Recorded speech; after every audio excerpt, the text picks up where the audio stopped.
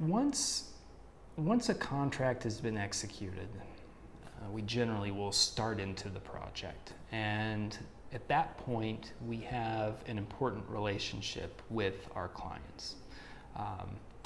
In public work, generally a client will have a owner's rep or a client rep. Bigger clients will have representatives within their staff. Universities work with the GSA, things like that. They've got their own people that are owner's reps. Smaller clients, sometimes they don't have their own reps, and so they'll hire a third-party person to be their representative, and that person will work with them. But regardless of who that person is, our structure is set up where we have a pretty regular relationship with whoever that representative is going to be. In some of our projects, we might have a weekly design meeting where we'll sit down with that owner's representative, talk through what we've been doing for the last week, show them the development that we have going on, and we'll keep advancing the project in that way.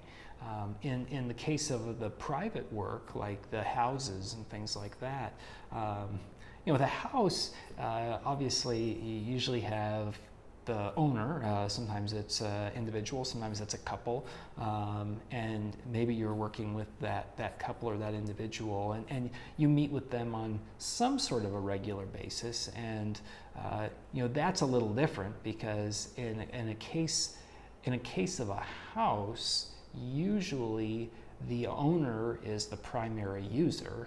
If I'm building a house, I'm going to be the one that's going to use that house, and so I have certain strong opinions about how things are going to be. I want the kitchen to be a certain way, or the bathrooms to be a certain way, or the organization to be a certain way. When you translate to public work, you're usually dealing with a person, and I said before, it's an owner's representative. Generally, the person that's going to use the building is not the person that's building the building.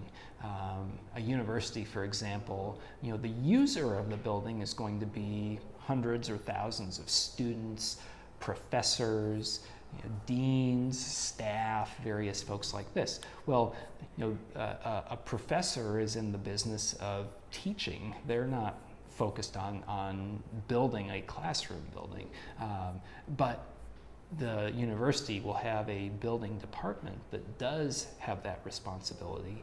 And so we have an interesting interaction where we'll meet regularly with the owner's rep, but then occasionally they'll bring in the key users because we still need their input. We still need to know, how do you want to teach in this space? What are the types of things that you're going to teach? Or in a if it's a museum, how do you want to display this artwork or something like that? And so those relationships are very important, and that's why what ultimately it comes down to between architect and owner is strong communication. We have to communicate very well. They have opinions. We're trying to deliver the best that we can, and so we have to communicate very, very often. We communicate through email. We communicate through phone calls. When I'm managing projects, I'm often speaking to the owner's reps almost on a daily basis because there's a lot going on, and we need to be in regular communication and contact to make sure that we are staying on track, developing what they're after.